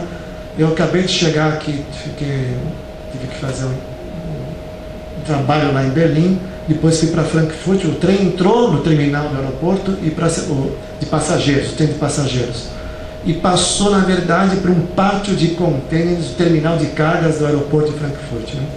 Eu acho que vale a pena, não sei, como sugestão, porque acho que não vamos ter tempo para um debate, mas nesse desenho aqui, o que a gente pediu, o que a gente colocou aqui é o canal de Saint-Martin, que no século XVIII para o século XIX, inaugurado em 1830, já tinha, não com essas palavras, a ideia de uso múltiplo das águas, água para abastecimento. Eles fazem transposição de água, porque Paris não tem água potável, não tinha e não tem, traz de outra bacia, do Lurk.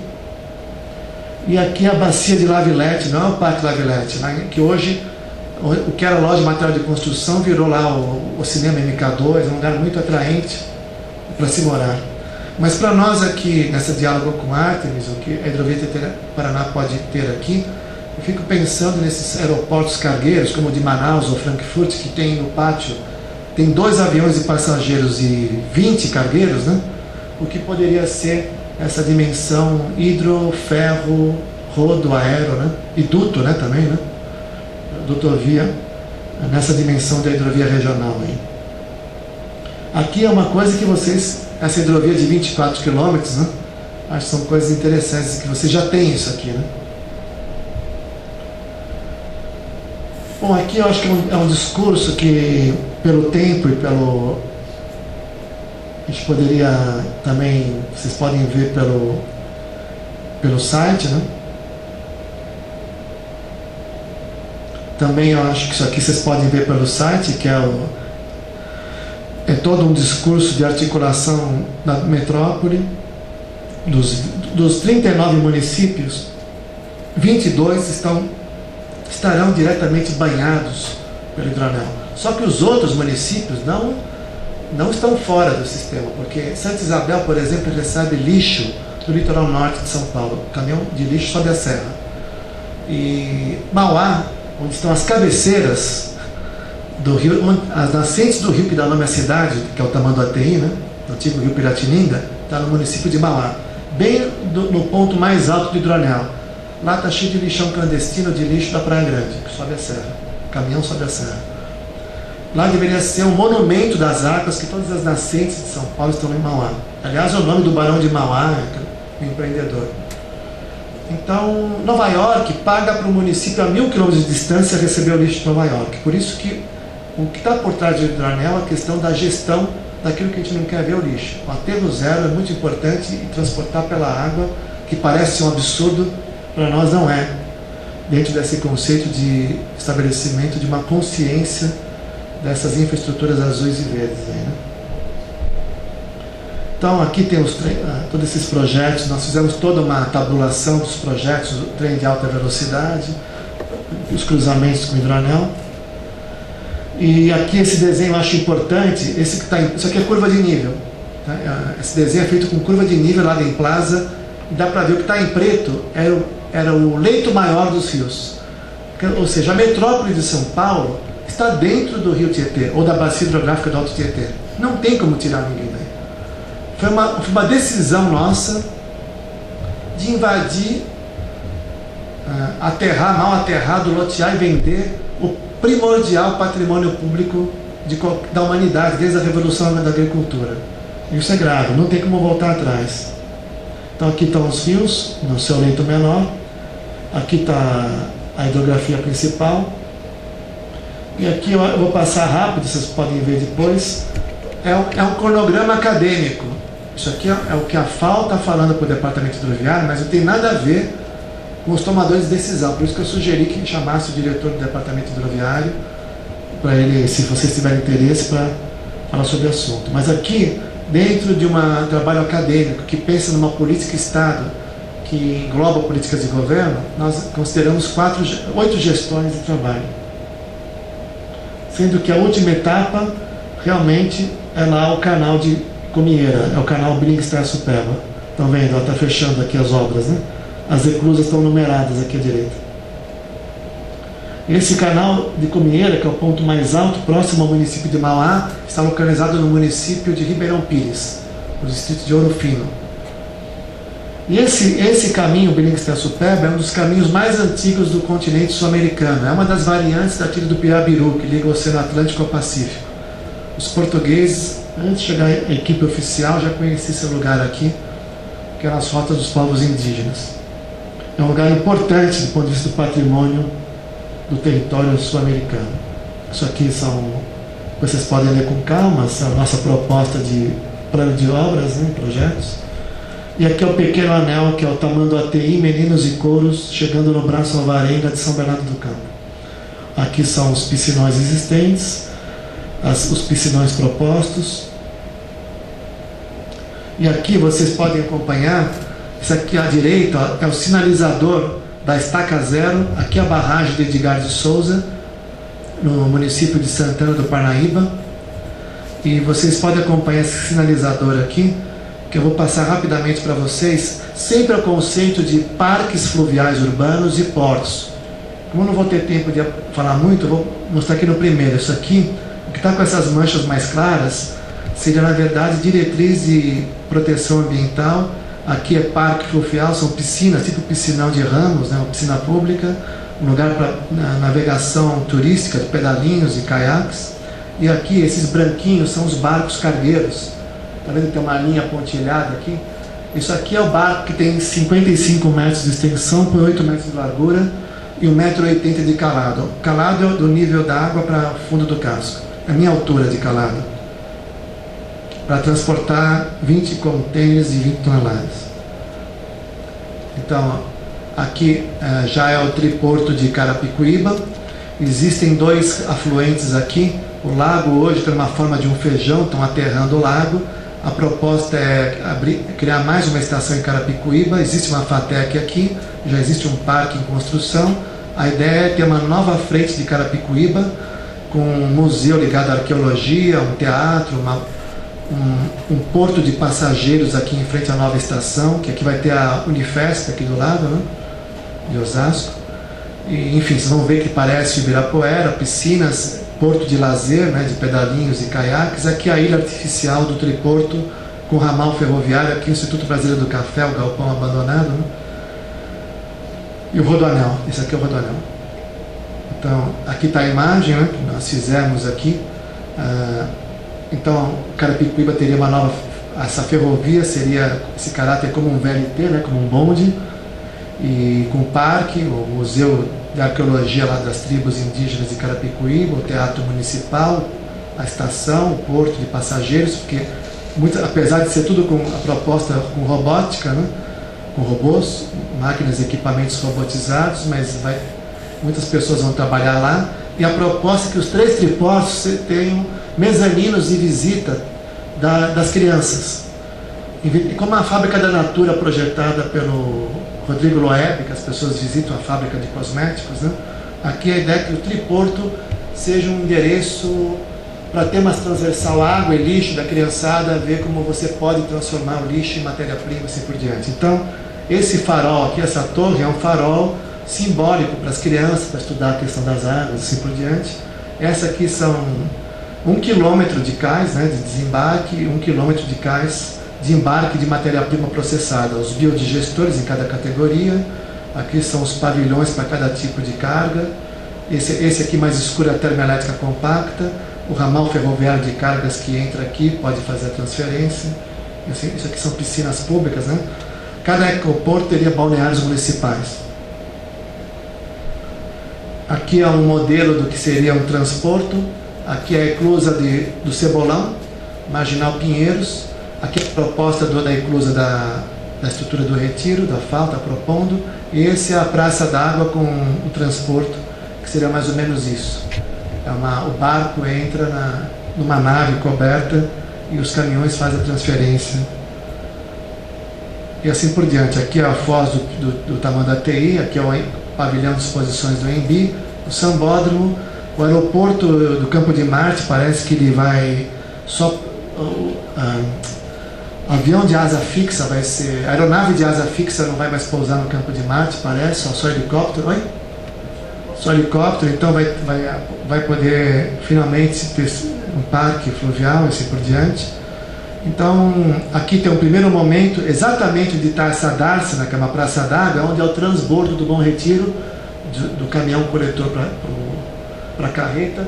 Toda essa área aqui do Bom Retiro, tem esse campo de beisebol, tudo isso daqui, inclusive esse campo de Marte, foi decretado de utilidade pública em 1911 por o engenheiro Oswaldo Pacheco e Silva para virar o porto. Aqui era para ser o porto principal de São Paulo, igual Hamburgo, com várias dársenas, vários trechos de canais. Eu não trouxe esse desenho, mas isso aqui foi decretado de utilidade pública para isso, e nunca foi realizado. Porque depois teve na década de 30, o problema que o governo federal pegou essa área, e depois a prefeitura esqueceu o projeto e fez outras coisas aqui, né? Aqui é uma proposta da FAO para transformar o Bom Retiro Baixo numa área com cais alto e cais baixo, e uma continuação da Marquês de São Vicente com um bulevar fluvial, e como se fosse uma avenida paulista de frente para o canal. Aqui tem uma imagem geral, então a foz do Tamanduateí, enfim. Aqui é o rio Aricanduva, que é o quarto principal rio da cidade, o Ticoatira, o Cabo Sul de Cima, que divide Guarulhos de São Paulo, e aqui está a barragem da Penha. Nós já tínhamos o projeto da eclusa, não fomos nós que fizemos, da FAO, mas o Departamento Hidrográfico já tinha contratado uma empresa e tínhamos o projeto executivo da eclusa, e já colocamos o projeto da eclusa aqui, que é a da Penha. Aqui é o projeto da FAO, a proposta da FAO, em frente à estação de tratamento de esgoto, entre o córrego Jacu, onde está Jacu Pêssego, e o córrego Itaquera, em São Miguel Paulista. A proposta é construir essa barragem móvel eclusa para formar esse lago artificial aqui, né? Então essa aqui é a barragem móvel. Aqui é a rodovia dos trabalhadores, ou rodovia Ayrton Senna. Essa aqui é o trevo da Jacu Pêssego, a estação de tratamento de esgoto. A tribo indígena que existia quando os portugueses chegaram é hoje a Capela de São Miguel Paulista. A foz de Itaquera na nitroquímica, que a proposta é... Acho que mais cedo ou mais tarde esse complexo da nitroquímica não se sustenta aí, né? E aqui algumas ilustrações do que seria esse ambiente, com as pessoas perto do canal navegável. Aqui é a outra proposta de outra eclusa e barragem móvel e a ilha do triporto de... Essa estação existe, a estação de Itaquaquecetuba. Esse lago não existe, existem umas cavas horríveis, né? Parece uma paisagem marciana. E a ideia é, com essa barragem móvel, formar esse lago. E aqui é o Rodoanel, que nós tínhamos o projeto, né? O governo passou para nós. Tem uma pequena mudança, que agora esse trecho vai ser em túnel, mas nessa mesma trajetória. E aqui estão 1 quilômetro de embarque das cargas públicas e 1 quilômetro um quilômetro de desembarque das cargas públicas e 1 quilômetro de embarque das cargas processadas. Os cilindros biodigestores, microtermoelétrica. Bom, essa aqui é o Rio Pinheiros. Aqui tem alguns desenhos que a FAO fez e alternativas para as eclusas. Por exemplo, aqui é a eclusa que vai sair do Pinheiros inferior para Billings, tem um desnível de 20 e poucos metros. Então nós estamos discutindo se seria uma escada de eclusas com três níveis ou uma direta. Isso é uma coisa que temos que discutir com o departamento hidroviário para ver realmente o que vale mais a pena. Porque na verdade a barragem atual é aqui. E o engenheiro Billings propôs uma câmara de eclusa aqui. Só que o governo do estado instalou uma bomba d'água na câmara de eclusa. Ou seja, nós não vamos poder aproveitar essa câmara d'água. Quem sabe o governo consiga perceber que vale a pena mudar a posição da bomba d'água e instalar a eclusa onde o engenheiro Billings propôs a eclusa, né, do que fazer essa obra. A gente está torcendo que a eclusa fique lá onde ela foi projetada em 1927. Aqui é o triporto do dique da rodovia Anchieta, no município de São Bernardo, no distrito de Riacho Grande. Ele tem uma configuração um pouco diferente. Isso aqui é Anchieta, aqui é o Rodoanel. E aqui é a praça de desembarque. Nós temos que fazer uma eclusa aqui, porque o compartimento Pedreira, que é o compartimento mais sujo, ele foi fechado para o compartimento Rio Grande. Então a proposta da FAO é fazer uma eclusa com desnível de 1 metro para ter vazão de montante para jusante, de tal modo que a embarcação na câmara da eclusa seja lavada pelas águas limpas, para não contaminar. Então é um desnível técnico, né? Só para dar vazão de montante para jusante. Então aqui vocês estão vendo o município de Rio Grande da Serra. Hoje essas águas não existem.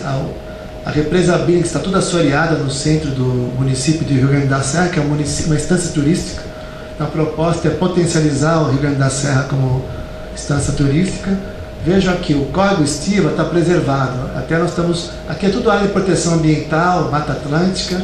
E nós reforçamos mais uma área de proteção do canal Billings-Terçupeba, preservando Estiva, e construindo na margem oposta à ferrovia esse canal artificial. Então aqui é o outro lado, aqui é Suzano, aqui é Mogi das Cruzes, a represa Terçupeba existe. Esse aqui é um lago que nós estamos propondo no pé da barragem, e essa ilha é uma proposta de isolar os lagos de decantação do lodo, do esgoto dessa indústria, que é a antiga Reste, a indústria alemã Reste, química, que hoje é uma indústria de papelão também, deve ser um braço da Reste, de celulose e papelão, que é perigosíssimo. Estamos sugerindo aqui paredes de diafragma, né, para estancar e uma laje tampando, enfim, uma área para estancar isso. E aqui a constituição de um lago inferior. O lago superior, que é o nome que a FAO está dando, é o atual lago de Terçupeba, e o lago inferior, que não existe, é o remanso daquele lago que eu falei para vocês, que é o lago de Itaquaquecetuba. Quer dizer, o represamento acontece em Itaquá, mas o remanso chega até esse ponto. É como se o represamento, 6 metros de elevação lá de Santa Maria da Serra, o remanso chega em Ártemis, até um pouco mais a montante. Aqui então, do lado do Terçupeba, né? nós estamos propondo uma eclusa de segurança, é igual lá no Mar do Norte, aquelas cidades francesas como La Rochelle, assim por diante, que é uma eclusa lá no mar, uma maré varia muito, os pescadores chegam no porto, na maré alta, a eclusa fecha. Isso aqui é projeto do engenheiro militar chamado Vauban, francês, na época do Luís, acho que 14, não lembro qual é, que propôs esse tipo de coisa. Caso contrário, você tem aquela quilômetros de lama, né? Ninguém conseguiria chegar no porto. Aqui tem essa possibilidade, porque esse remanso pode flutuar, porque a represa de Itaiaçupeba abastece a Zona Leste. Então aqui nós estamos, a FAO está sugerindo, de maneira intuitiva, tem que ser comprovado se isso é necessário, um dique secundário, uma barragem móvel, uma eclusa, que vai ficar, pelo nosso ponto de vista, 99% do tempo aberta, né? Mas é necessária para caso de segurança. Aqui é o Itaiaçupeba Mirim preservado ou recuperado, e aqui abaixo é o canal artificial. Essa linha aqui é a ferrovia, a alça ferroviária Rio Grande da Serra Suzano, que nós estamos propondo que seja transformada em bonde, né, em transporte de passageiros, e de carga vai para outra posição. E aqui vocês estão vendo, então, o Parque Fluvial do Itaiaçupeba recuperado, que hoje ele está degradado, que tem indústria do petroplástico aqui, parece que está tudo preservado, mas não está. E aqui é o canal. Bom, aqui são os lagos de alimentação do canal. Esse é o trecho mais alto, 4 km de extensão. Dos 4 km tem 1 km de túnel. E esses são os lagos de alimentação do canal. Aqui está o ponto mais alto. O túnel, na verdade, são 2 túneis com 2 mãos. A cada 100 metros estão se comunicando para tirar o efeito pistão da água, que eu acho que é um dado. E é isso. Quer dizer, na verdade o projeto aqui não trouxe a parte do que seria a imagem dos apartamentos e tudo, mas o conceito principal é que os afluentes trabalham com o conceito de canal lateral, canal de derivação e deltas artificiais, constituindo bairros com uma matriz de estrutura urbana, não só de ruas, mas também de canais. É como se fossem os canais de Santos, projetado pelo Saturnino de Brito. Não aparece nessa escala, mas seria o equivalente ao Absurdo de Santos e as cidades holandesas. Não sei, desculpa, foi uma metralhada telegráfica, né? Muito resumida, mas só para dar uma notícia. Quem tiver interesse, lá tem um relatório conceitual que nós falamos conceitos como urbanismo lento, que em Londres, na Inglaterra, já discutem desde o final dos anos 60, agora está bem consolidado esse conceito do caminhar e do pedalar, do veículo não motorizado, urbanismo lento.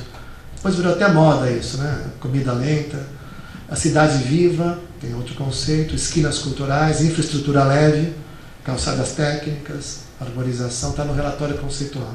E o Wohnenwerker, que é morar e trabalhar perto, cidade policêntrica, assim por diante. É isso.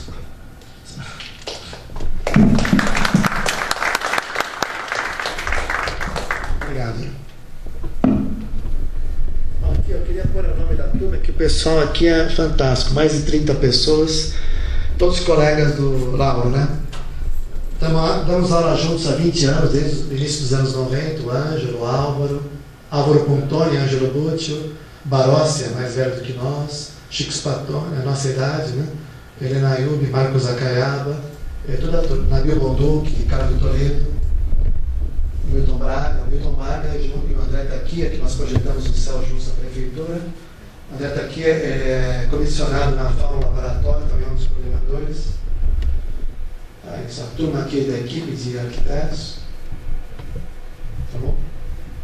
É isso.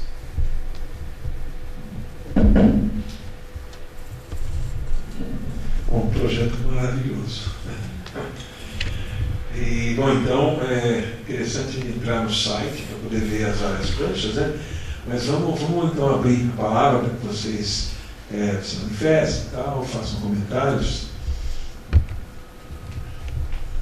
Alguém gostaria de fazer alguma pergunta? Esse projeto... Só um segundo. Vou pedir a gentileza de falar o nome para poder gravar no vídeo. Fátima.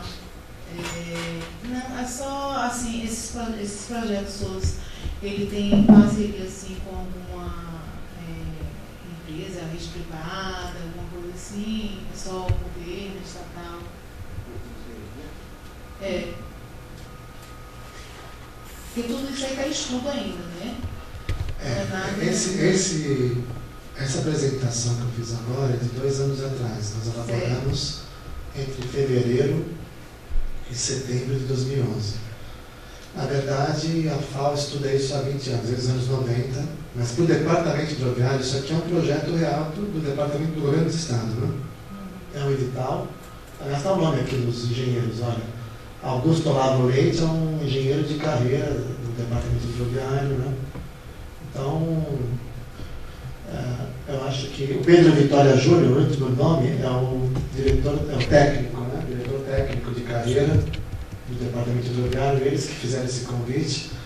E o Departamento Hidroviário colocou uma licitação na rua, em termos de referência, que foi espinha dorsal de um edital. Várias empresas concorreram, uma empresa venceu, mas o termo de referência pedia uma série de trabalhos que envolveria mais cedo ou mais tarde a Universidade de São Paulo, através da Escola Politécnica, com as modelagens, e a FAO acabou sendo convidada a participar através do Departamento Hidroviário. Né? Então, é um estudo de pré-viabilidade, técnica, econômica e ambiental. Agora, o Departamento Hidroviário está na fase de estudo de viabilidade, virou pré. O Instituto de Pesquisas Tecnológicas é o braço executivo, nesse caso, do Departamento Hidroviário, para fazer todas as modelagens quantitativas. Né? E a FAO vai participar desse trabalho junto. O Instituto de Pesquisas Tecnológicas está ligado à Secretaria Estadual de Ciência e Tecnologia. Né? E está nessa fase de viabilidade. Né? Isso que eu falei, eles estão já chegando a ponto que o sedimento de dragagem já viabiliza 40 e poucos % das obras, né? Essas obras das inclusas. Né? Então, a Emplasa, nós somos convidados pela Emplasa, que é outra secretaria, né? A Emplasa está ligada à Secretaria de Desenvolvimento Metropolitano, que agora vai ficar, parece, tenho certeza, acho que é junto à Casa Civil, e está interessada, a Rovena veio aqui, ela está interessada que o Hidroanel, a FAO, possa desenvolver, aprofundar esse estudo no âmbito dos usos múltiplos de desenvolvimento urbano da orla fluvial, não só da metrópole, mas da macrometrópole, ou seja, possa gerar um parâmetro de debate com os municípios envolvidos da macrometrópole, né? Santos, né? São José, Piracicaba, né? Então, isso, como é que você pode dizer? Eu vou até falar uma coisa, não sei se vai parecer assim, você jogou um enigma aqui, né? O nosso desafio lá é assim, eu falei o delta artificial, que existe, não vai passar um trato, não é Brasília, no Cerrado, né, que não tem ninguém. São pessoas morando lá. O que fecha aquela equação de que tudo sai dos impostos, né? Para você ter metrô na porta, né? Metrô de verdade, trilhos, né? Biblioteca pública, teatro municipal, balneário municipal, tudo, né? Naquela coisa da cidade dos 20 minutos, nós estamos intuindo, e ao mesmo tempo é um desafio enorme, parece fácil, que a densidade deveria ser em torno de 120 unidades habitacionais por hectare líquido, ou seja, tirando a caixa da rua, daria 6.400 metros quadrados, sendo que dessas 120 unidades habitacionais, colocando 4 habitantes por unidade média, daria 480 habitantes, uma densidade que é razoável, né? Tipo, né? Manhattan, né? Seria bom. Mas o desafio está o quê? Se nós estamos falando de infraestrutura azul e verde, ou seja, a presença, você não vai ter nenhum ponto da estrutura urbana que você não enxergue água e verde, para criar um microclima, uma estrutura ambiental urbana, né, que garanta a qualidade, né, do ar, a umidade do ar, ou seja, é uma matriz aquática azul e verde, que o desafio é 40% de permeabilidade, 120 unidades, né, nesse delta artificial, e pior, quer dizer, pior no sentido desafio, melhor, né, então, como desafio, uso misto, quer dizer, térreo é padaria da esquina, farmácia, sobre a loja é creche, né? É tudo misturado. Então esse é o desafio daquela região da Penha até Mogi, que tem aquela região que o pessoal chama de Pantanal, que parece um bullying. Deveria ser um nome bonito, que é o lugar mais bonito do Brasil, né? Só que chamaram de Pantanal porque as pessoas ficam com a na cintura, porque eles fizeram as suas casas clandestinas dentro do requeimado do Tietê. Então o desafio não é tirar eles de lá, mas construir, é como se eles fossem os batalos de 1000 anos atrás, onde hoje é a Holanda, né? Que inventar o seu lugar. A primeira arquitetura é a construção coletiva do lugar, da dignidade do endereço. Então, a nossa meta das 120 unidades por hectare, de frente para o Boulevard Fluvial, que está de frente para o Parque Fluvial, que está de frente para o Lago Navegável, certamente exigirá uma equação dessas de envolver a iniciativa privada, que é o que a Emplaza está imaginando. A Emplaza até está animada a gente chegar a um rascunho do triporto para fazer um chamamento, como o município de São Paulo, o Fernando fez com o Arco, né, do Tietê, uma chamada geral, que envolva os empreendedores. Achei muito bonito o que o Lauro disse. A Hyundai faz máquinas e equipamentos pesados, né? Locomotivas e vagões, propulsores, que as coisas pesadíssimas. Eles vendem esses carros aqui, acho que eles fariam tranquilamente aqui, colocariam os barcos na água para navegação, sabe, como um imposto, que é um tipo de... Ou os trilhos aqui. Então, essa que é a ideia da Emplaza, que eu acho muito bacana. Então, existe dentro do governo do Estado já uma ação intersecretarial e eu vejo com bons olhos o Hidroanel, quer dizer, esse convite que a Emplaza faz para a FAO, né, e para a USP, né, de um diálogo entre o Escritório Público de Projetos, que é a Emplaza, equivalente ao IPLAP, né, para fomentar a cultura de projeto da coisa pública, né, um acervo, né, uma densidade, uma cultura de projeto da coisa pública, nesse diálogo entre a Escola Pública de Arquitetura e o Escritório Público de Projetos, que certamente terá esses desdobramentos que é inevitável. Né?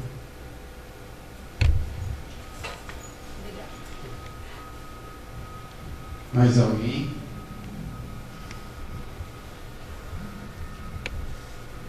Bom, então, mais ninguém tem se manifestar? Mais alguma coisa para dizer?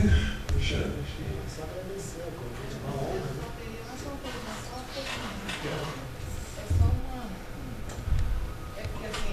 Na realidade, como sou estudante de arquitetura, eu sou uma pessoa curiosa, eu não sou bem piracicada na realidade, quer dizer, eu moro aqui.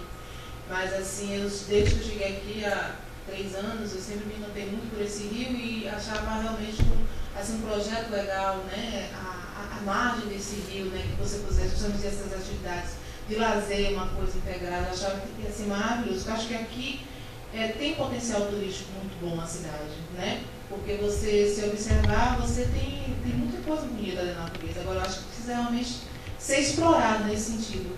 E esse projeto que você falou, esse monotrilho, né? Que eu não... Assim, como monotrilho seria tipo assim, não é um trem, né?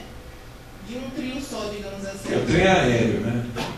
Sim, ele não... tá, para sair por cima. Trem aéreo. Isso na verdade é assim, uma ideia bastante para o futuro, porque todos os sistemas de trilho são muito caros, né? Você tem que ter uma concentração de pessoas muito grande na centralidade para dar viabilidade para o projeto, né? Agora, você tem que imaginar que nas áreas mais complexas, quando você não tiver opções tradicionais mais para melhorar a viabilidade, a própria mobilidade, você vai ter que partir para outro tipo de solução. Mas antes disso, eu garanto, trabalhar microcentralidades para que as pessoas andem menos é muito mais rápido, muito mais fácil e talvez faça com que a cidade tenha um arranjo de mobilidade adequado e não precise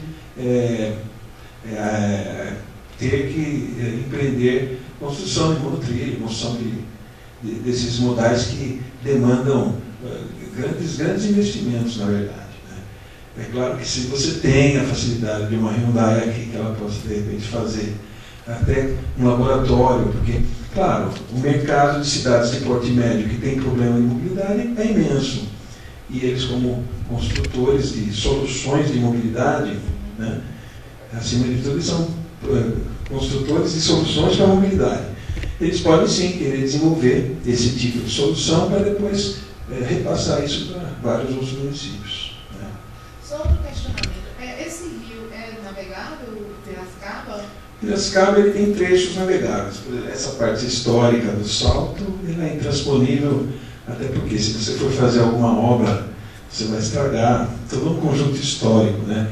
Mas, por exemplo, do Largo dos Pescadores para baixo, hoje você já tem navegação turística, né? Nós estamos com o arquiteto Bonini, que está fazendo um estudo de aproveitamento de todo, assim, rio abaixo, vários pontos de aproveitamento com construção de marinas, esse tipo de coisa, identificando pontos que possam ser usados turisticamente. Foi aí que, então, para você criar um sistema de transporte coletivo, você vai aproveitar a mesma estrutura, apenas interligando isso no dia a dia, né? E rio acima, também você pode ter trechos navegáveis, né? Do shopping para cima, todo dia tem que levar e trazer 10 mil operários. Então, eu não sei em que medida isso pode ser aproveitado. E mesmo Monte Alegre, você dando um novo uso para Monte Alegre, né? Você ali poderia ter passeios rio acima, né? Numa área que afinal é pouco explorada, né? A gente navega mais para baixo, né? Agora, quando fizer a hidrovia, nós vamos ter o remanso. Realmente será navegável pelas grandes barcaças até a Artemis, onde vai ter o porto, mas essa água vai continuar, vai chegar bem próximo aqui, né? E não vai afetar o salto, mas nós teremos sim um aumento do nível de água até bem próximo aqui da rua do porto. Então aí fica mais fácil ainda de você fazer essa navegação, né? Tá. Bom, mais alguém? Se não, gostaria de agradecer a presença do professor que veio para nos brindar com essas ideias. Na verdade, a arquitetura e o urbanismo eles têm esse poder de, né, oxigenar nossas mentes para que a gente vislumbre novas possibilidades, novos olhares sobre problemas antigos, né? E a gente está tentando pensar dessa maneira. Os problemas estão aí, agora nós vamos sair para chegar em casa, vai ter trânsito, tal. Então nós temos realmente que pensar em outras possibilidades para que a gente possa fazer também aplicação de projetos, recursos, tal, para construir alternativas para isso que já está um pouco caótico, né? Porque afinal essa é a função do planejamento, né? Então, agradecemos a presença, obrigado por todos terem vindo. Amanhã nós teremos uma última etapa, né? Teremos o Luiz Rogério Mantoc, que vem falar para a gente de sistemas de drenagem e também projetos que evitam o problema de enchente, né? Com lagos escalonados e tal. Estão convidados aí. Obrigado a todos.